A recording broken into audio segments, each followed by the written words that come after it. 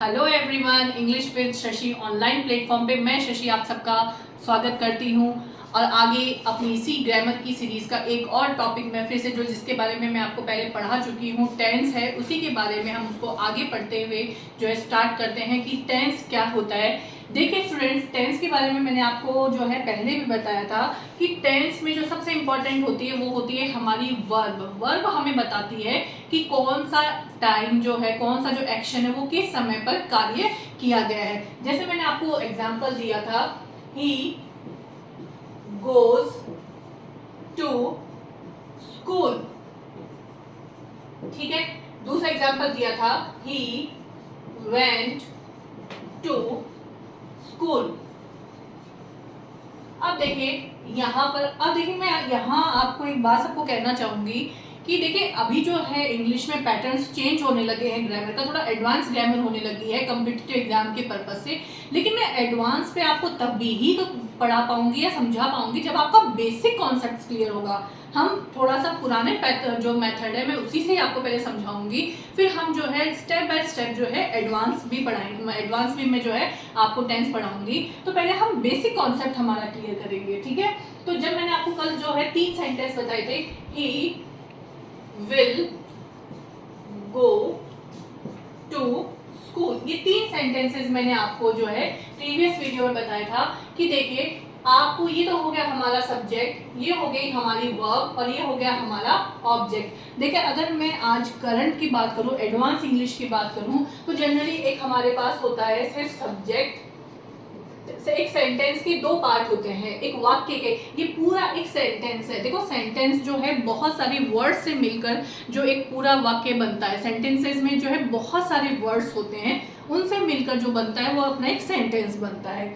अब देखिए जब मैं मॉडर्न इंग्लिश की बात करूं तो सिर्फ सेंटेंस में 2 पार्ट होते हैं, एक तो होता है हमारा सब्जेक्ट और दूसरा होता है हमारा प्रेडिकेट, ठीक है। सब्जेक्ट हमारा होता है, सब्जेक्ट के बाद हमारा जो भी बचता है ना, रेस्ट ऑफ द सेंटेंस, वो सारा प्रेडिकेट का पार्ट होता है, ठीक है।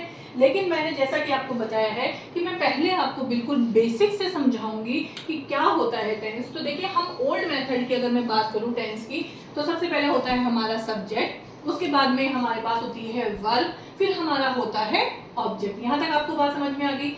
अब टेंस का मैंने आपको एक बात बताई थी कि ना तो आपको इस सब्जेक्ट से पता चलता है कि कौन सा वाक्य में टेंस यूज हुआ है, ना आपको इस स्कूल से पता चल रहा है कि कौन सा टेंस यूज हुआ है। आपको वर्ब की इस फॉर्म में बताया है कि इस सेंटेंस में जो है हमारे पास कौन सा टेंस यूज हुआ है, प्रेजेंट इंडेफिनिट। देखिए आगे मैं इनको विस्तार से समझाऊंगी कि प्रेजेंट इंडेफिनिट क्या होता है। इस वाक्य में कौन सा टेंस यूज हुआ है, प्रेजेंट इंडेफिनिट, वो हमें किससे पता चला है, हमारी वर्ब से पता चला है। दूसरा वाक्य आप देखिए, ही वेंट टू स्कूल, वही सब्जेक्ट यहाँ है, वही वर्ब यहाँ है, और वो बाकी जो सेंटेंस का पार्ट बच रहा है ऑब्जेक्ट यहाँ है। फिर इसी वर्ब से हमें ये पता चला है कि इस टेंस में कौन सा है, पास्ट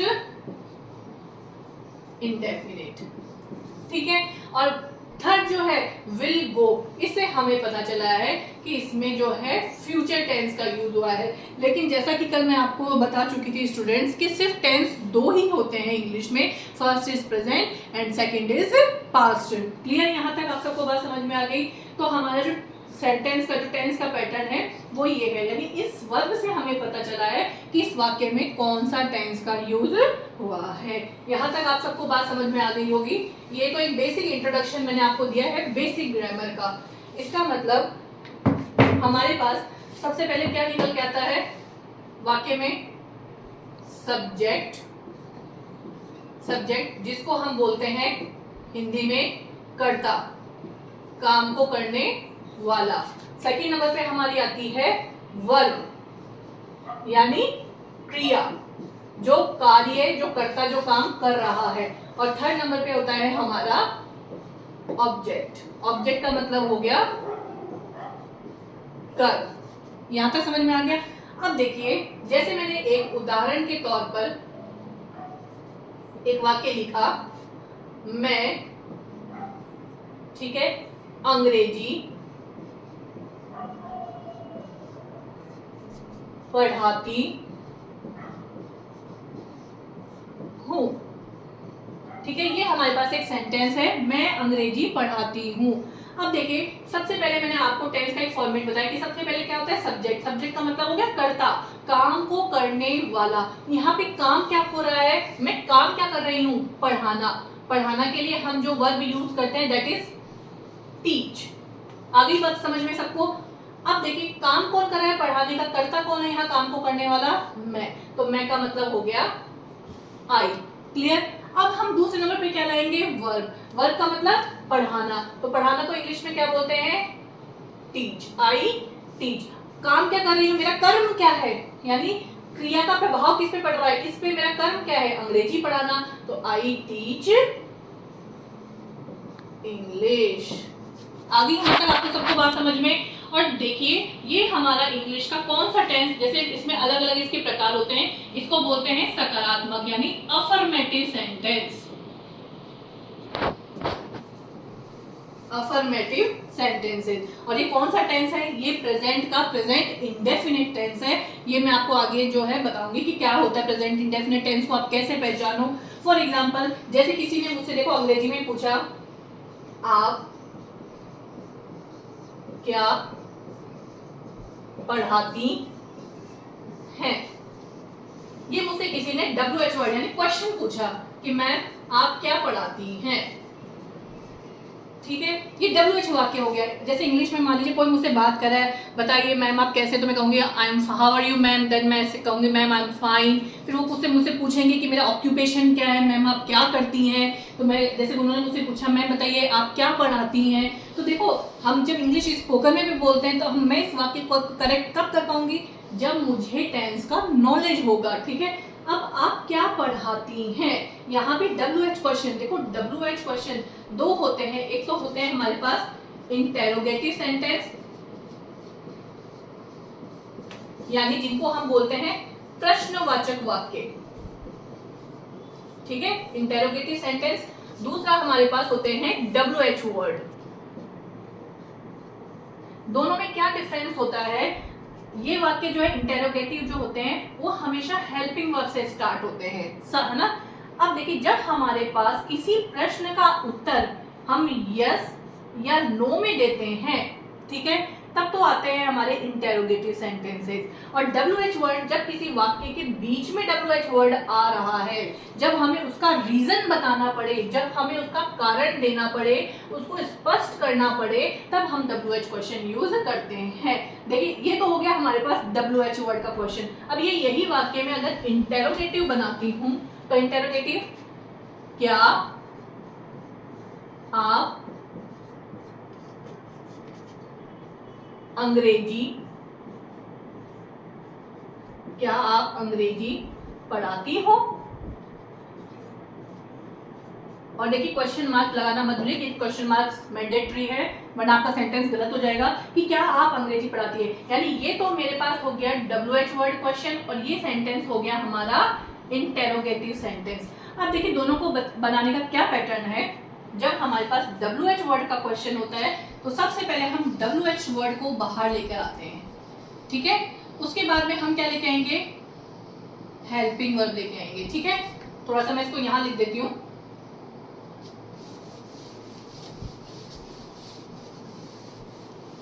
ये देखो, सबसे पहले हम लेके आएंगे WH वर्ड को बाहर लाएंगे, उसके बाद में हम हेल्पिंग वर्ब लेके आएंगे, उसके बाद सब्जेक्ट लेके आएंगे, उसके बाद में हम मेन वर्ब को लेके आएंगे, और फिर हम लास्ट में लेकर देंगे हमारा जो बचा हुआ है ऑब्जेक्ट।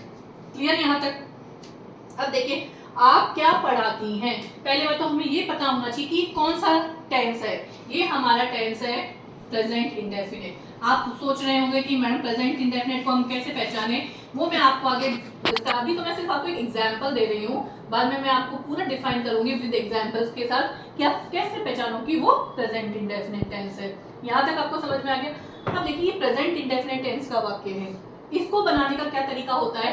सबसे पहले हम इसमें लाते हैं सब्जेक्ट। क्लियर, उसके बाद में हम लाते हैं वर्ब की फर्स्ट फॉर्म।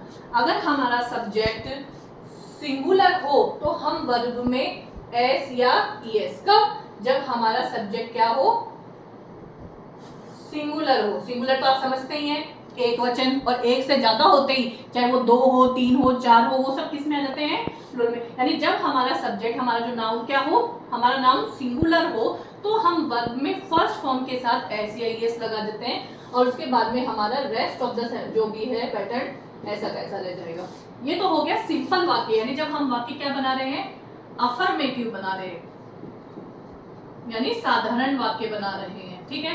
लेकिन मैंने आपको यहाँ पे बताया था कि WH जब वाक्य बनाते हैं, WH सेंटेंस बनाते हैं, तो हम WH वर्ड को पहले लाते हैं, हेल्पिंग वर्ब। अब आप देखो यहाँ पर आपको हेल्पिंग वर्ब नजर नहीं आ रही होगी, क्योंकि ये अफर्मेटिव सेंटेंस का पैटर्न है। लेकिन जब हम इंटेरोगेटिव नेगेटिव, इंटेरोगेटिव नेगेटिव, या चाहे नेगेटिव इंटेरोगेटिव कह लो या WH वर्ड कह लो, तो वहां इस सेंटेंस में यानी प्रेजेंट इंडेफिनिट में 2 हेल्पिंग वर्ब हमारे पास होती है। एक तो होती है हमारे पास डू, और दूसरी होती है डज। क्लियर? अब देखिए डू किसके साथ आता है? जब हमारा नाउन क्या हो? प्लूरल हो, तब तो हम लगाते हैं डू हेल्पिंग वर्ब, ठीक है। हमारा जो सब्जेक्ट है जब प्लूरल हो तो हम डू हेल्पिंग वर्ब लगाते हैं, और जब हमारा सब्जेक्ट या नाउन सिंगुलर हो तो हम क्या लगाते हैं? डज का यूज करते हैं। यहां तक आपको सबको बात समझ में आ गई होगी। अब देखिए सबसे पहले मैं आपको एक बार इंटेरोगेटिव वापस से लेके चलती हूँ। पहले हम जो है अफर्मेटिव, ताकि आपको एकदम समझ में आए। पहला वाक्य मैं ले रही हूँ आपका अफर्मेटिव, जैसे मैंने अभी एग्जांपल लिखा, मैं अंग्रेजी पढ़ाती हूँ। ये हो गया हमारा अफर्मेटिव वाक्य, यानी सकारात्मक वाक्य। इसको बना लीजिए, आई टीच इंग्लिश। ये तो हो गया हमारा अफर्मेटिव वाक्य। आप कुछ भी कर सकते हो, जैसे आई प्ले फुटबॉल, मैं फुटबॉल खेलता हूँ, ठीक है। मैं किताब पढ़ता हूँ। कोई पूछा आप क्या कर रहे हो, आप क्या करते हो? भाई मैं किताब पढ़ता हूँ, तो आई रीड बुक, ठीक है। आप क्या कर रहे हो? मैं खाना पकाती हूँ, आई कुक फूड। सारा खेल किसका है? वोकैबुलरी और टेंस का ही तो सारा खेल है, कि आपको वोकैबुलरी और टेंस का मालूम होना चाहिए। ये लीजिए वाक्य बन गए यहाँ पर। अब आगे देखिए, ये तो हो गया हमारा अफर्मेटिव सेंटेंस, ठीक है। अब मैं बनाती हूँ इंटेरोगेटिव सेंटेंस, जिसकी मैंने बात करी थी, प्रश्नवाचक वाक्य। यानी ये वाक्य शुरू किससे होगा? क्या से, कि क्या मैं अंग्रेजी पढ़ाती हूँ। ये आ गया हमारा इंटेरोगेटिव मार्क, ठीक है। इसको बनाने का तरीका क्या है? सबसे पहले ये तो अफर्मेटिव का ना, जब वाक्य हमारा इंटेरोगेटिव, और मैंने अभी आपको बताया था कि जब इंटेरोगेटिव सेंटेंस होता है उसका आंसर आपको जब यस और नो में देना पड़े। क्या मैं अंग्रेजी पढ़ाती हूँ? भाई मैं तो अंग्रेजी पढ़ाती हूँ, तो मैं कहूंगी यस आई टीच। अगर मैं नहीं पढ़ाती होती तो मैं कहती नो आई डोंट। लेकिन मैं पढ़ाती हूँ तो मैं यस करूंगी इसका आंसर। तो इसको बनाने का क्या पैटर्न होता है? जब वाक्य क्या से शुरू हो तो सबसे पहले आप हेल्पिंग वर्ब को बाहर लेके आइए। अब देखिए आपके पास आपका जो नाउन है वो आई है, तो आई के साथ हमेशा कौन सी हेल्पिंग वर्ब यूज होती है? डू। तो यहाँ पे आ जाएगा डू, आगे वैसा का वैसा ही, डू आई टीच इंग्लिश, और ये हो गया क्वेश्चन मार्क। अब इसका मैं आंसर भी दे सकती हूँ। अब जब मैं इसको आंसर में करूंगी तो यस आई टीच इंग्लिश, ये हो गया इसका अफर्मेटिव। यहां तक आपको समझ में आ गया होगा। आगे देखिए, अब देखिए मैंने यहां पर इसका थर्ड फॉर्म होता है नेगेटिव। नेगेटिव को बनाने का, जैसे मैं अंग्रेजी नहीं पढ़ाती हूं, नहीं पढ़ाती हूं, ये हो गया नेगेटिव। इसको बनाने का तरीका वही, सबसे पहले आप लाओ सब्जेक्ट, उसके बाद में हेल्पिंग वर्ब। हेल्पिंग वर्ब में आप क्या जोड़ दो? नॉट, फिर वही वर्ब की फर्स्ट फॉर्म यानी जो आपकी मेन वर्ब आ गई, और फिर आ गया आपका ऑब्जेक्ट। तो लिटरली आई के साथ हेल्पिंग वर्ब मैंने आपको पहले ही बताया था डू, तो आई डू नॉट, या आई डोंट भी कर सकते हैं आप इसको, आई डोंट टीच इंग्लिश। ये हो गया आपका नेगेटिव वाक्य। क्लियर? अब एक लास्ट में आपको WH और बताती हूँ। इंटेरोगेटिव और नेगेटिव है वो भी मैं आपसे डिस्कस करूंगी, लेकिन उसके पहले मैं आपको WH वर्ड वाला जो वाक्य है वो बताती हूँ कि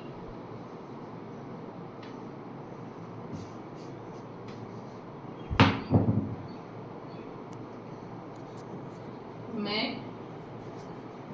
क्या अंग्रेजी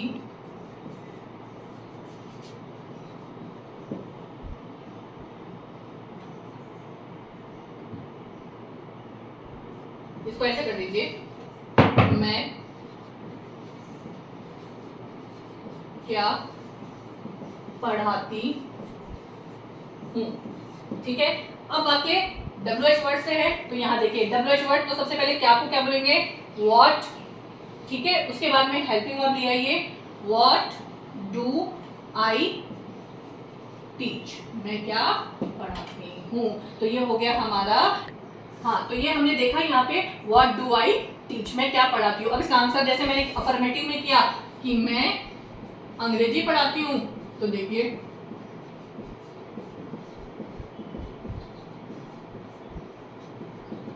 तो क्या हो जाएगा, सॉरी, आई टीच इंग्लिश। अब देखिए आप इस तरह से जो है सेंटेंस की देखिए बनाकर देखिए, छोटे छोटे जो है सेंटेंस फ्रेम करके देखिए अपने डेली, आप जो डेली टू डे लाइफ में, जैसे मैंने लिखा राम कहानियां लिखता है। ठीक है? हम फुटबॉल खेलते हैं।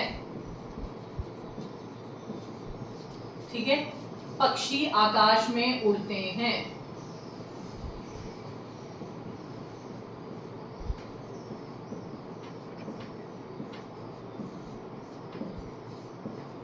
अब देखिए आप इनको बना के देखिए, राम कहानियां,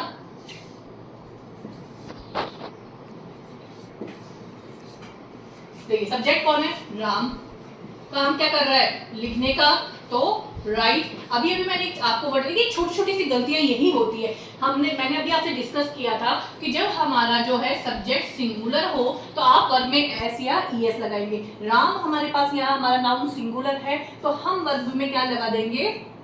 एस लगा देंगे। ठीक है? राम राइट्स, क्या लिखता है? कहानियां, तो कहानियां को इंग्लिश में क्या बोलते हैं? स्टोरीज। अगर देखिए एग्जाम्स में आपसे ऐसे ही पूछते हैं, जैसे राम आ गया, अब आपको यहाँ पे वर्ब की 4 फॉर्म दे देते हैं, राइट, ठीक है, एक आपको दे दिया राइट्स, ठीक है, एक दे दिया रॉट, और एक दे दिया आपके सामने रिटर्न। अब आपको इन चारों में से करेक्ट भरनी है, तो आपको सीधा सा ध्यान रहेगा, अरे भाई यहाँ पर जो है ये प्रेजेंट इंडेफिनिट टेंस है, तो ये लीजिए, आपका दिमाग सीधा यहीं राइट पे क्लिक हो जाएगा। लेकिन ये बिल्कुल एब्सोल्युटली रॉन्ग हो जाएगा। क्यों? क्योंकि हमारा जो नाउन है वो सिंगुलर है, और सिंगुलर नाउन होने के कारण वर्ब में क्या लगती है? एस या ईएस। तो ये छोटा सा देखिए, जरा सी मिस्टेक दिखते ही हमारा पूरा वाक्य गलत हो जाएगा। यहाँ पे करेक्ट आएगा राइट्स, तो राइट्स स्टोरीज। यहाँ तक आपको समझ में आ गया होगा। अब आगे देखिए, आगे एग्जांपल, हम फुटबॉल खेलते हैं। वी हमारा नाउन प्लूरल है, तो वी प्ले फुटबॉल। ठीक है? पक्षी आकाश में उड़ते हैं, बहुत सारे पक्षी हैं, तो बर्ड्स फ्लाई, कहां उड़ते हैं? आकाश में, इन द स्काई।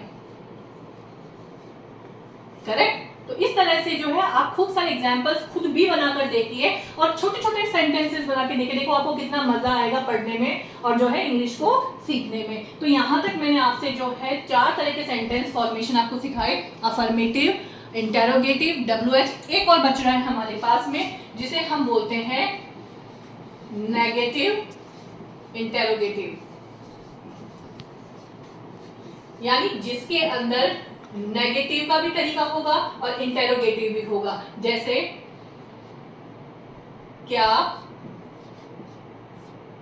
मैं अंग्रेजी